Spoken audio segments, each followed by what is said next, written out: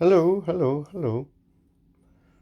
So, somebody sent me this article here, and if you want there, you can read through it.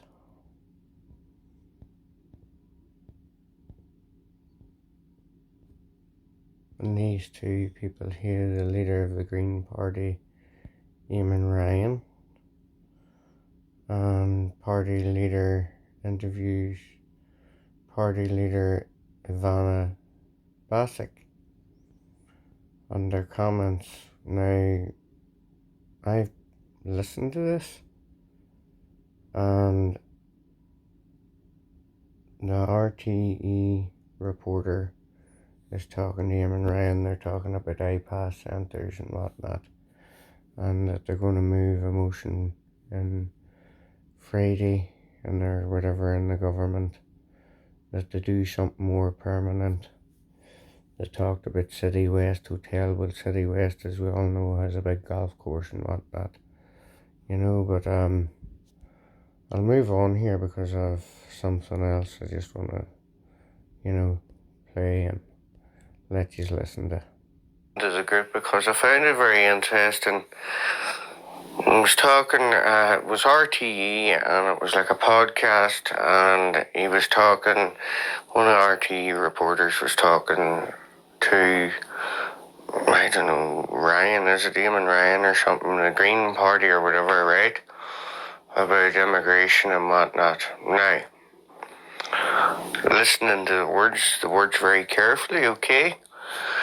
When you listen to the RTE reporter, he's talking to Eamon Ryan, and he's talking about we don't burn down this and we don't burn down that, and we don't do this and we don't do that. But we all know the correct terminology for these places is IPAS, International Protection Accommodation Services, or something. I don't even know. I think that's what it stands for. I would assume that that's what it stands for. International Protection Accommodation Services, or something like that. Okay? And Eamon Ryan was talking about putting proposals to the government and getting a response very soon on it. And the proposal is called about, like he was talking about City West and all at the time. We have great big facilities like City West. So obviously City West has sold out to the state. And City West has a golf course, okay? And that golf course is now overrun because I can remember playing that golf course and seeing a video of it about a year ago or 2 years ago of the golf course when someone was in round City West. And I was disgusted that what a great golf course it was. What a fucking great golf course, City West, like, where he's going to play. We're going to play City West, like. It used to be, what would you call it, a Sunday, when pubs had a golfing society. Well, once a month, each golfing society would head away on a Sunday on a bus and play different courses all through the summer or play months if you're part of a society. And it's fucking great crack, and there's always prizes and whatnot. So anyway, getting back to what I was talking about. City West has a massive golf course, okay? Sitting nice, so it's overrun, okay? And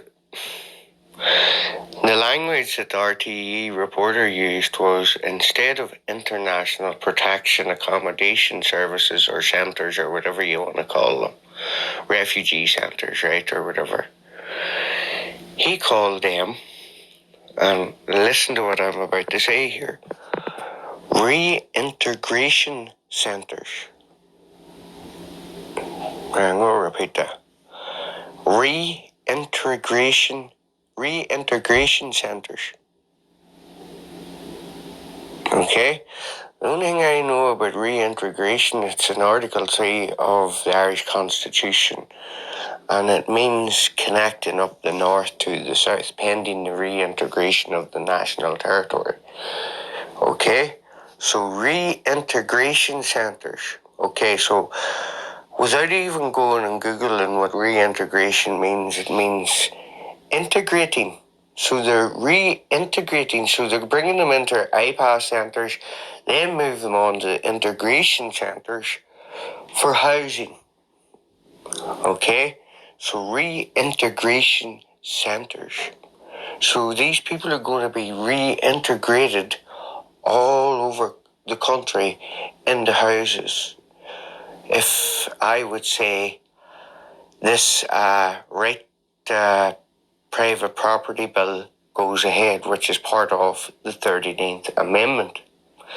And then, if the other part of the 39th Amendment, which is the family, and removing the woman, and removing family, and putting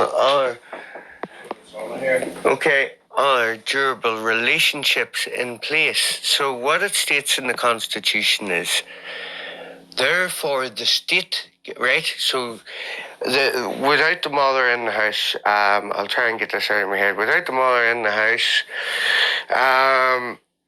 true social order cannot be obtained. Therefore, the state guarantees to protect her life within the home. Okay? The state guarantees to protect her life within the home. The mother, her life. It's very specific in that. Her life within the home. Because without such, true social order cannot be obtained. What they want to do is marriages and other durable relationships. Marriages and other durable relationships. Other durable relationships was legislation passed in the EU Charter for Human Rights and the UN Convention for Human Rights and all these other things.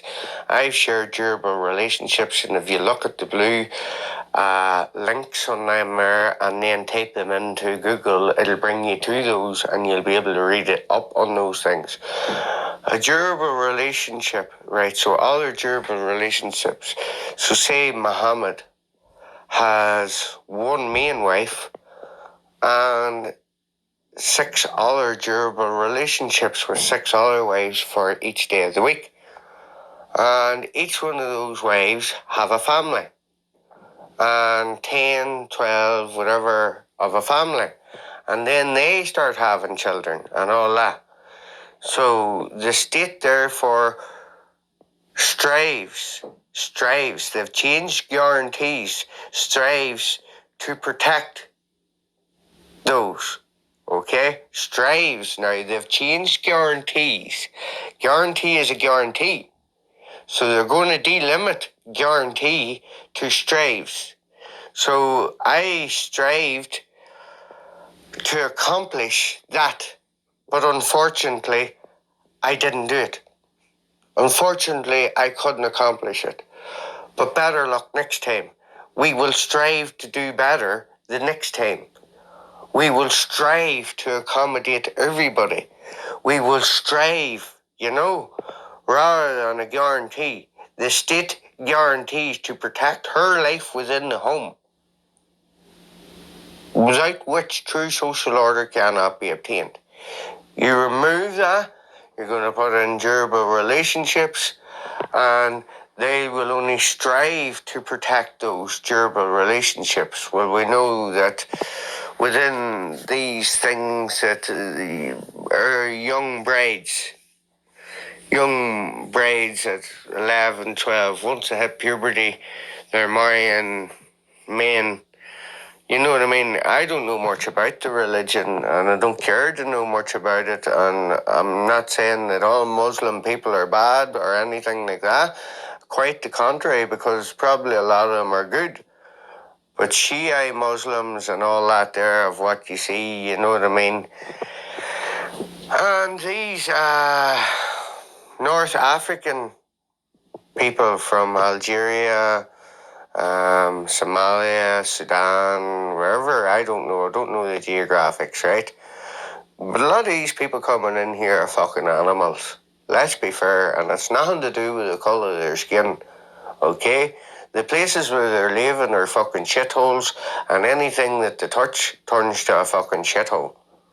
And that's not a racist comment, that's just an observation from what I've seen for years and years and years.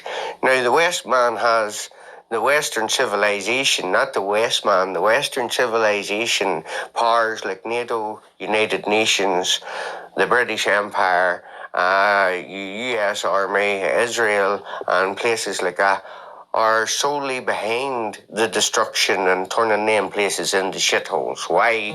Because they have resources, like mining resources for gold and diamonds and lithium and all that. Well, a lot of those mining interests have a big interest and a big eye on this country, and they are shareholders within a lot of prospecting mining corporations. And they are looking in here, and well, there's cheap employment of people who already know who to mine. That's my opinion on it, you know what I mean? And they will live in shitholes, like, you know what I mean? They will live in, what would you call it, prefab fucking accommodation close to the sites where they can be bussed in and bussed out on a 24-hour basis. So, durable relationships is not a good thing. You know, why would anybody want to replace the word family?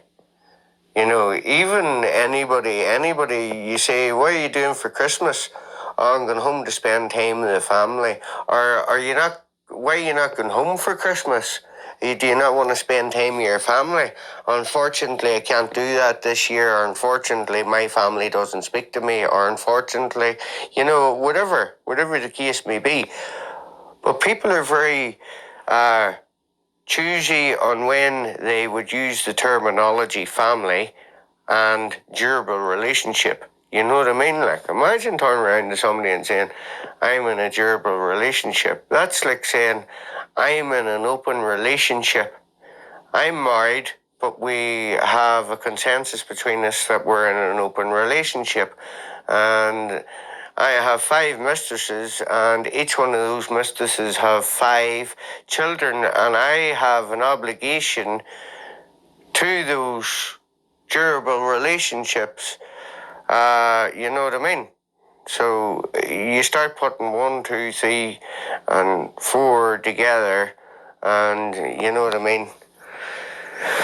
You start getting your answers, like, you know, you have build back better, you have all that there, you know, so how do you build back better? Well, first you have to destroy something, you know, and if you want to build back better, well, and we have a housing crisis, well, they will start building, like, as you can see, I think it's in Saudi Arabia, they call it the line.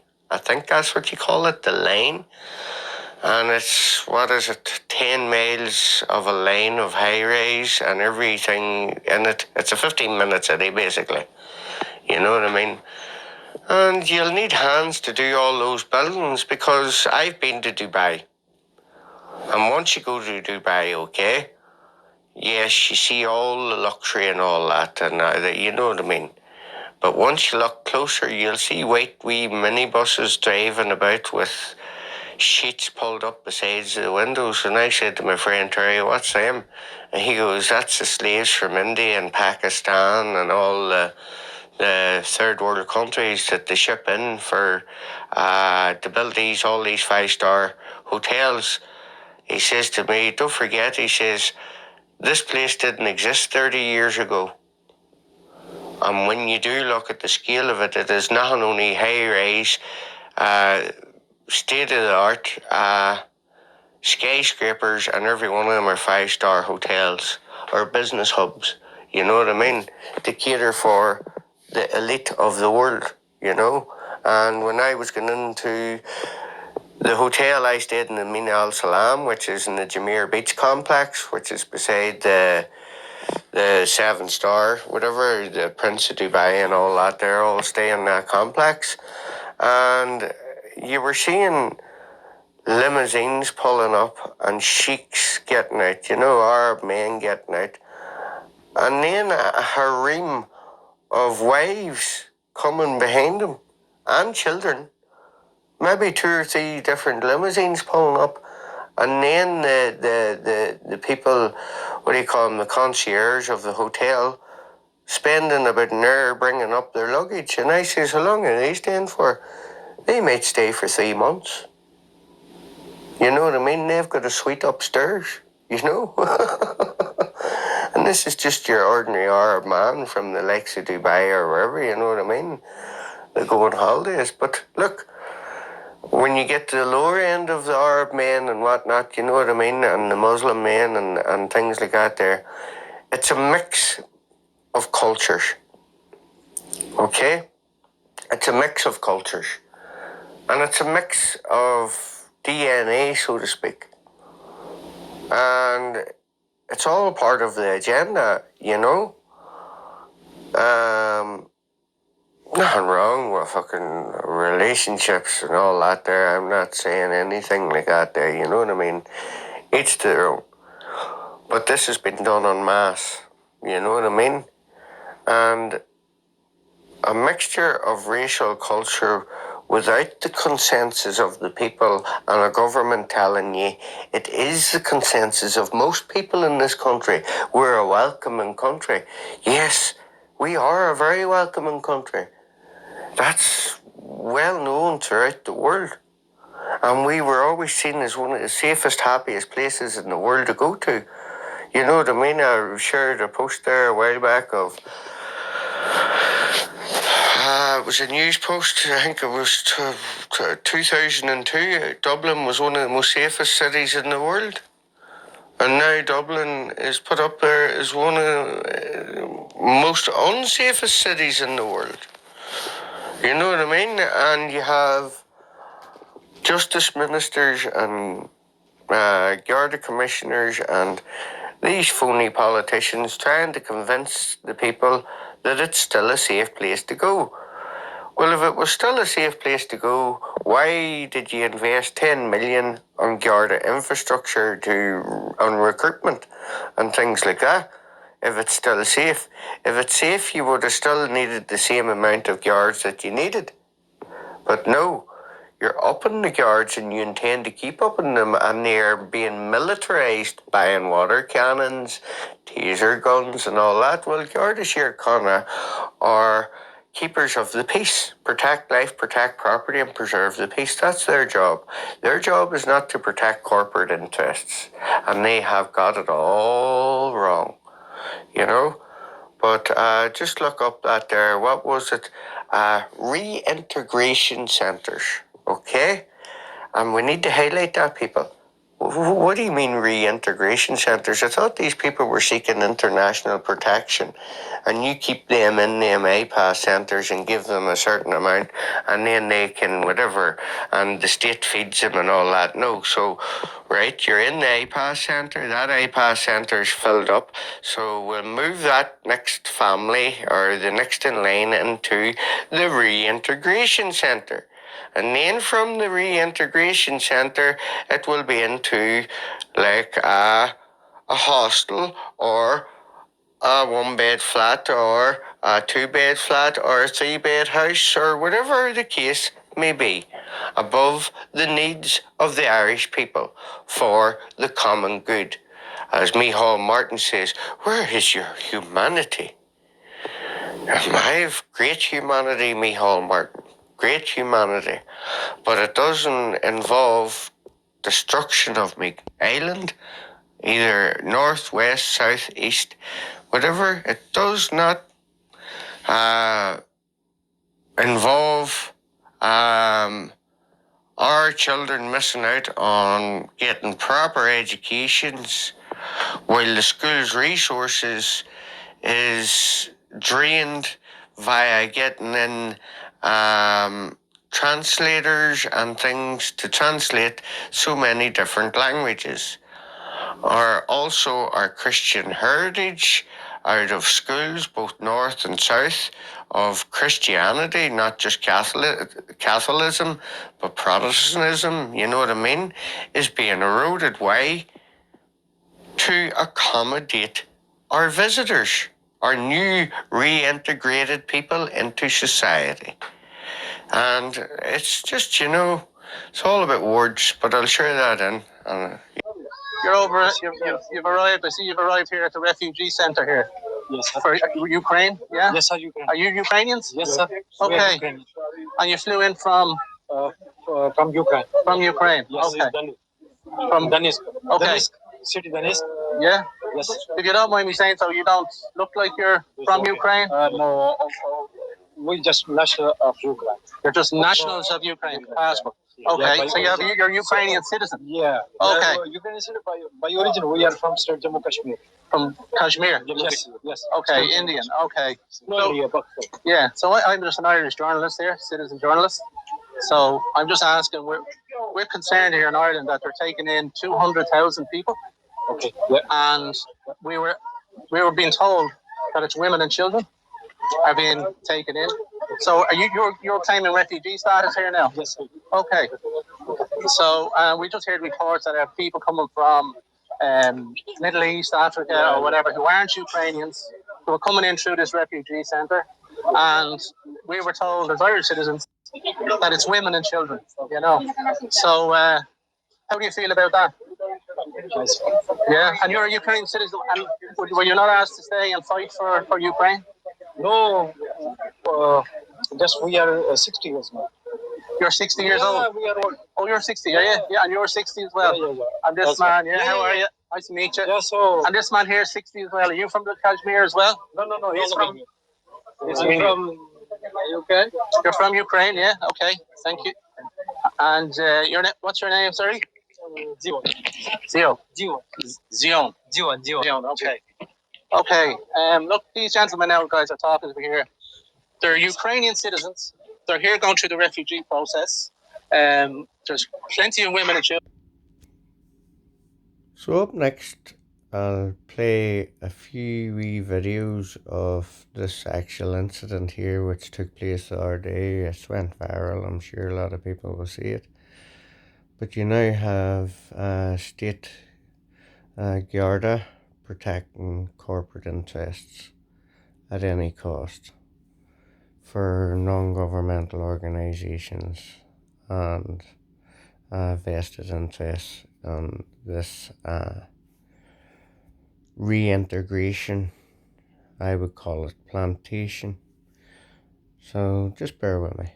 Weeks ago, you said that the claim that asylum seekers have to seek asylum in the first safe country they enter was misinformation and a far-right myth. The level of misinformation is very worrying, and no opinion is allowed misinformation, in my view. I even heard on the radio this morning, people saying that asylum seekers have to claim asylum in the first safe country they enter. That is a far-right myth. That is being perpetrated broadly. People are not under any obligation to claim asylum in the first safe country they enter. 6th of November 2019 at an Immigrant Council conference, he said, quote, "We uphold the view and the law that people in need of international protection should seek it in the first country in which it is safe to do so." So my question is, were you spreading misinformation when you said that? No, I saw your video, by the way, and I think you made one fair point. That particular myth went beyond the far right a long time ago. It is a mainstream view now that asylum seekers have to apply for asylum in the first safe country they arrive in, but that is not true. And the Dublin Convention does not allow us to send people back to other countries automatically. And one of the things that I have to do now, and we have to do as a government, is to start to dispel some of these mainstream myths that, quite frankly, a lot of people believe. For example, that we have open borders. We do not. The only open border that we have is the border between Ireland and Northern Ireland, and we're definitely not going to close that one. When it comes to airports and our ports, we have very robust checks, and these are checks that we've stepped up in recent years. A new Garda station in the airport, a new Garda station in Dublin Port, and even now checks for people coming off planes. So a lot of these myths, unfortunately, are far too widely believed. Another myth, for example, is that there are no checks carried out on international protection applicants. Far from it. The first thing we do when somebody applies for international protection is to register them, photograph them and fingerprint them and check against the database as to whether they have an application in another country or whether they've stayed in another country. And then, of course, we go on and process their application and do checks against criminal records and so on. But a lot of people falsely believe that those things aren't done. And part of my job now is to tell the truth about migration, because I know there are people on the far right and well beyond that don't tell the truth on this matter. So when you said it in 2019, was it misinformation then? Did you fall into the camp of people who had been taken in by this far right idea? Well, look, it was 2019, which was, I don't know how many years ago now. I'd have to go back and check. But I read you the quote. I mean, yeah, you did say it. So I mean, you did in fairness, but I'd have to go back and check. It was from MarionStreet.ie, which is the government's official.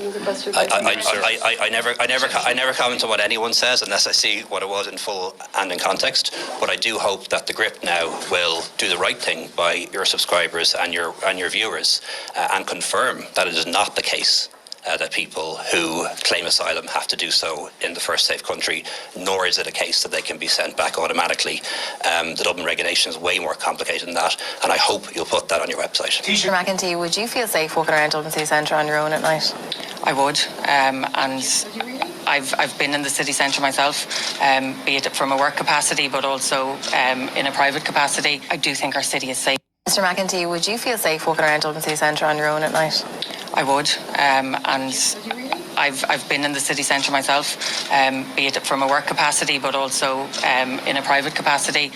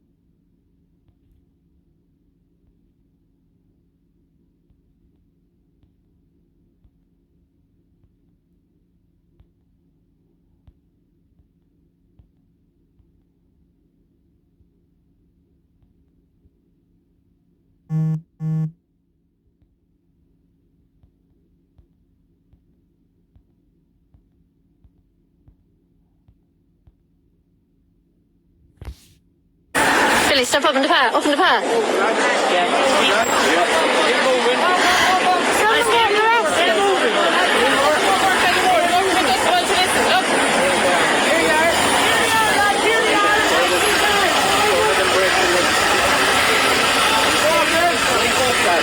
Keep walking!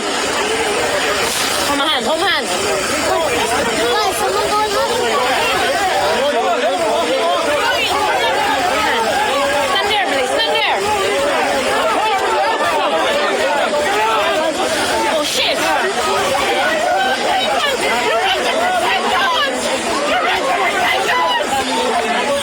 Fuck's sake. Don't you show her scumbags! You show her fucking scumbags! You show her scumbags! Mind the shot. Push your trolley. Come on, trolley on.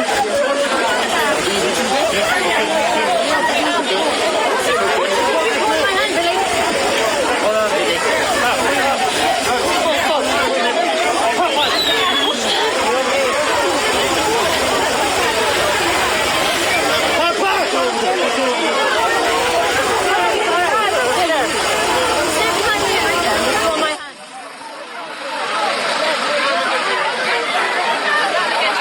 Nine against you, lads. Try and look after our families as well. We have different stories. Where's your families to be different stories?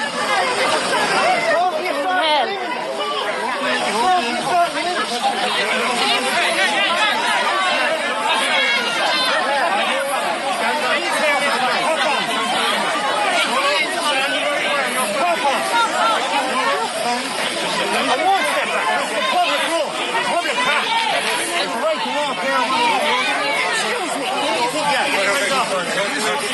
Touch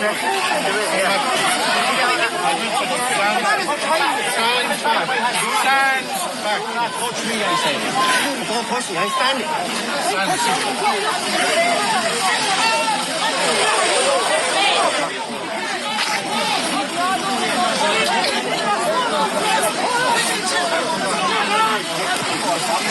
Oh, is it bad now? Oh, Max, I'm going to go home. Oh, Jesus Christ, look.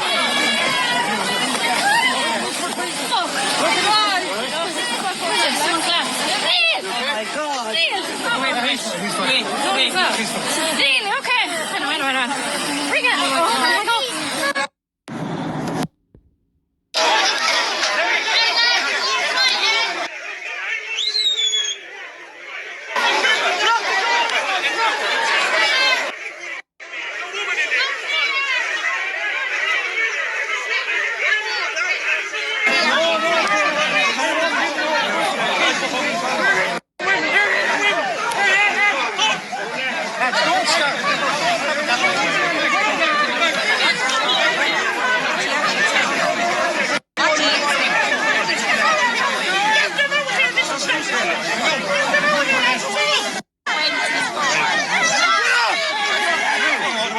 Why are you pushing me down the wall?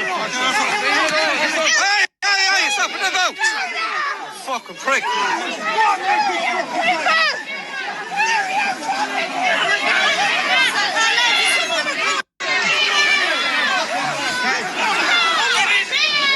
Guys, fucking stand.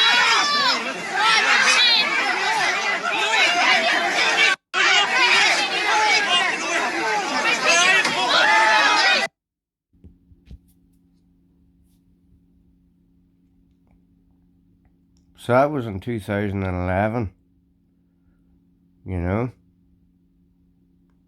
Over half our housing lists are for foreign, you know.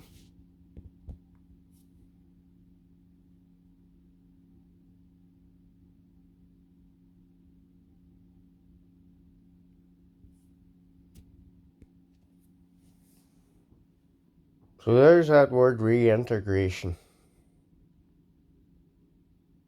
You know? I'll go and try and find it here and let you hear the RTE man.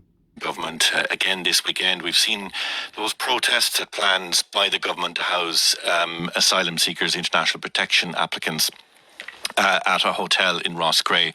Is it still the government's intention to proceed with placing asylum seekers in the Racket Hall Hotel despite those protests? We do have to find accommodation, particularly for families, which is the main need now at this time, where numbers have increased in terms of relative to the number of single men coming in.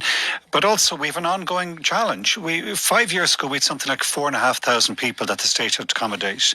Now it's closer to 100,000, and we cannot close our doors. We cannot say to the rest of the world, Ireland is full, we can't do anything to help either the people coming from Ukraine or people looking for international protection. So yes, we have to continue to provide emergency accommodation.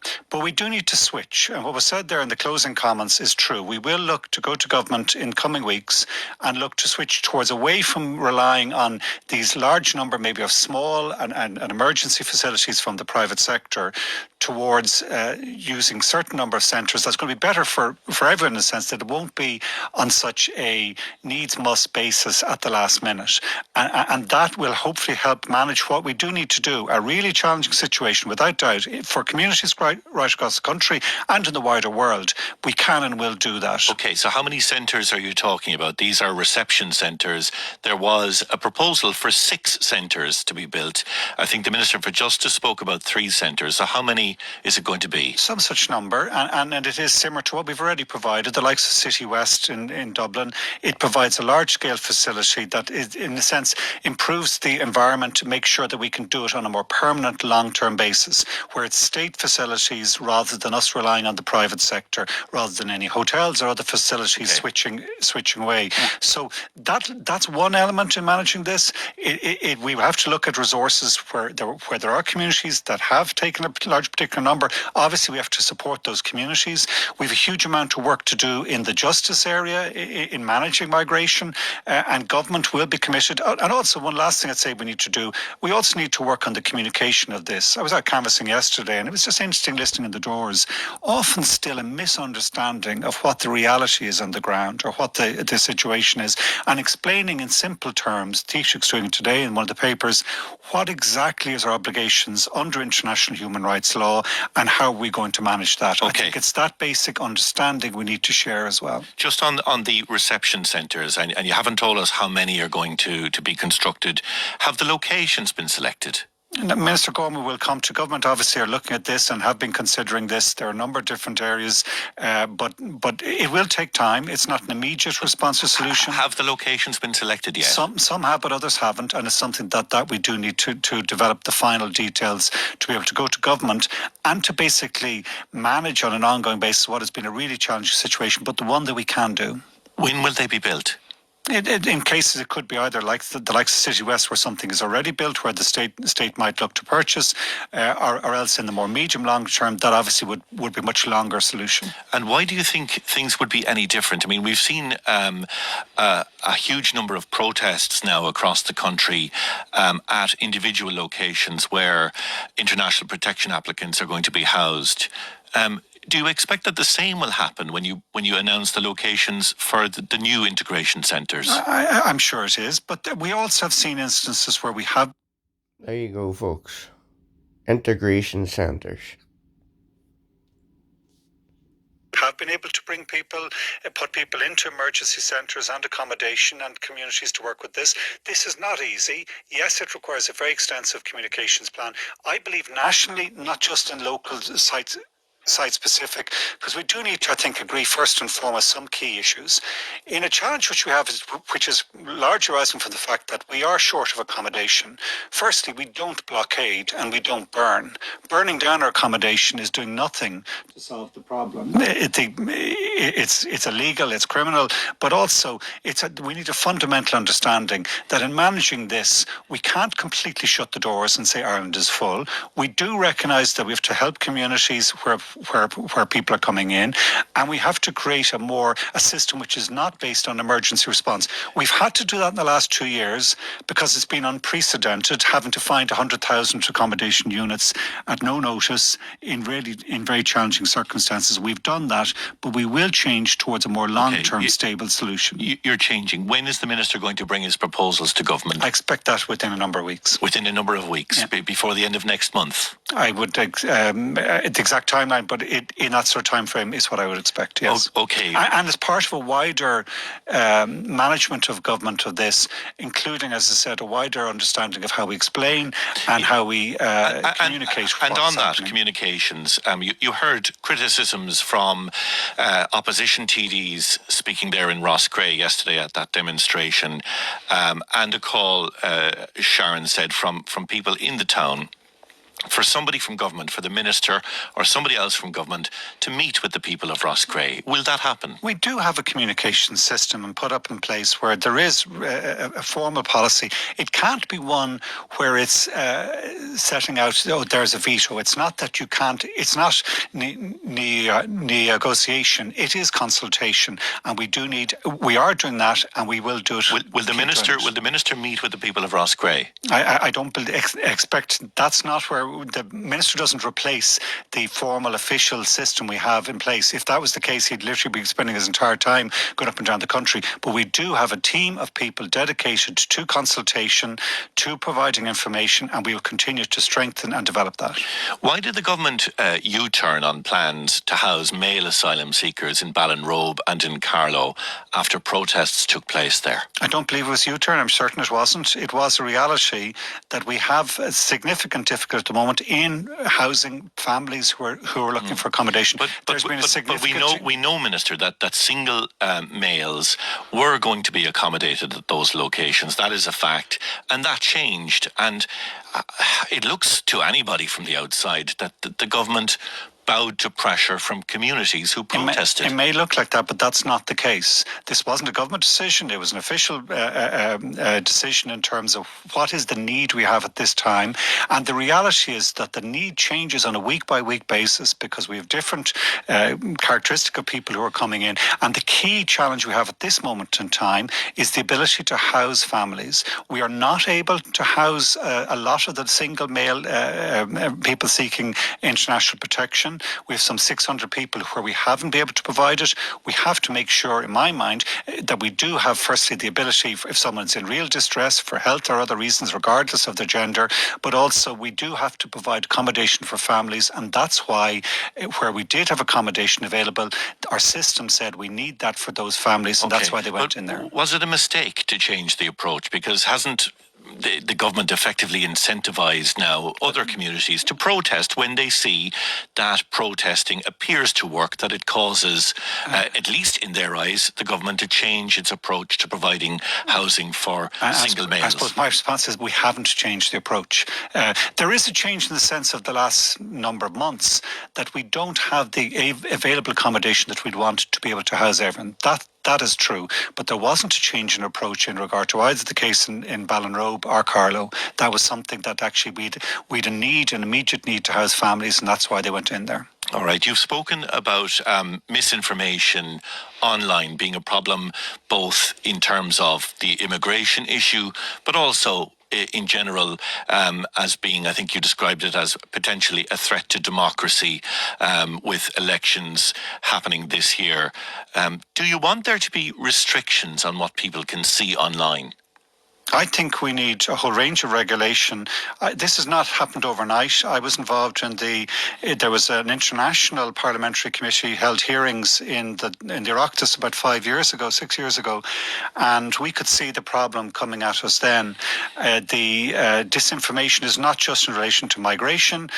We saw it in COVID times when people were taking very kind of anti-scientific assessment of the use of vaccines and so on. You can see it in the climate debate. You can see it in so many different areas, and it's fueled by algorithms and social media networks which feed people the same opinions they already have, which leads to a more polarized and increasingly defamatory and very dangerous information or kind of series of information as to what's happening in our world. The antidote to that, yes, you need regulation of the social media networks. And sorry, can I just ask it, regulation, does that mean regulating or restricting what people can see? You do have to maintain freedom of expression and freedom to get material, but certainly where there is the often life-threatening and very harmful content, we do have to regulate that. But can I say the main antidote, the main solution to this, in my mind, coming out of that international committee I was involved in, is the funding of high-quality, particularly local media, broadcasting media and other journalism.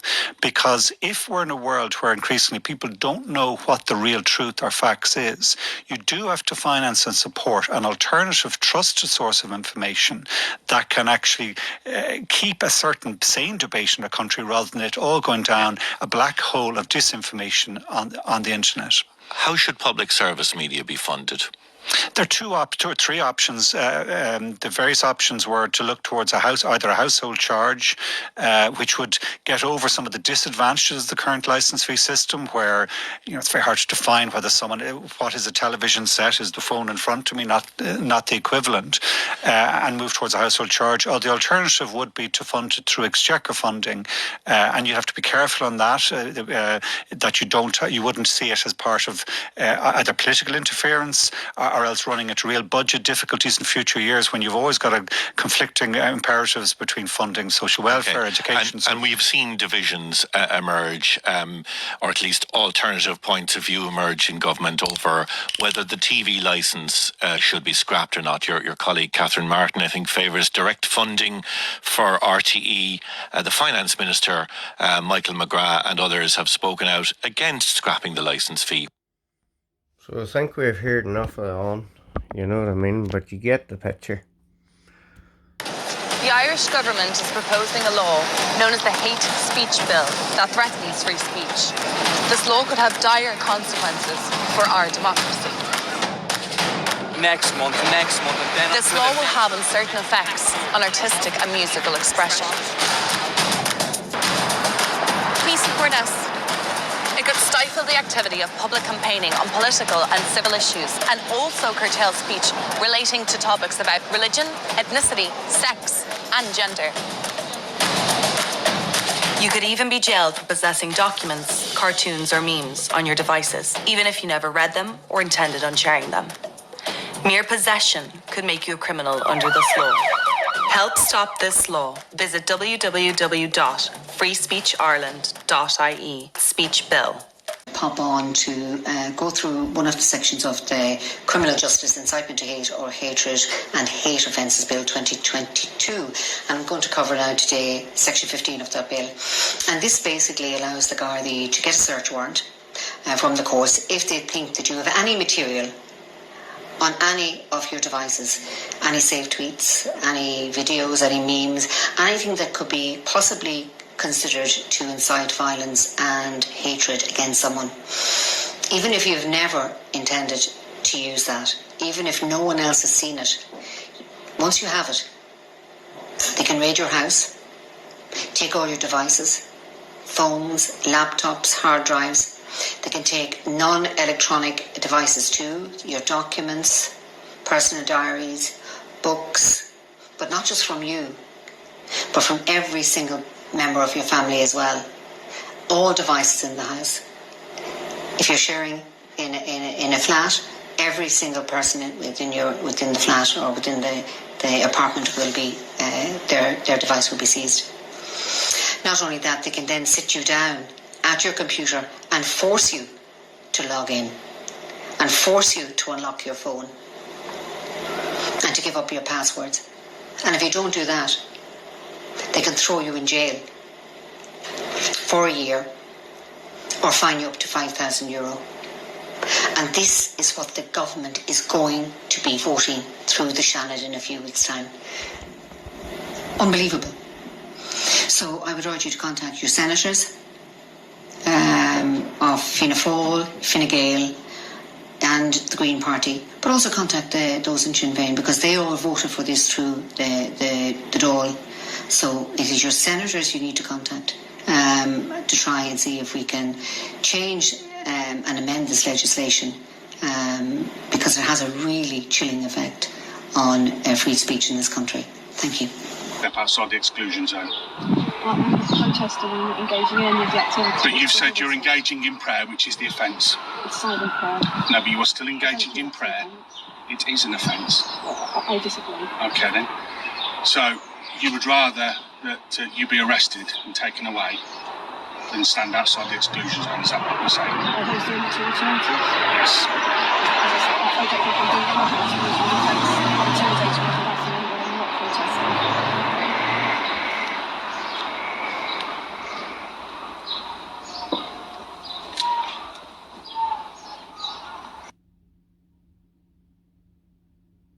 I am not blaming the Gardaí who came to my house for what happened, right? But I would just say that there's like the Gardaí that walked through my door that morning, I honestly don't think that they wanted to be there themselves. That's the feeling I would have got from it. But they are getting orders from somewhere. Where? To do what they done.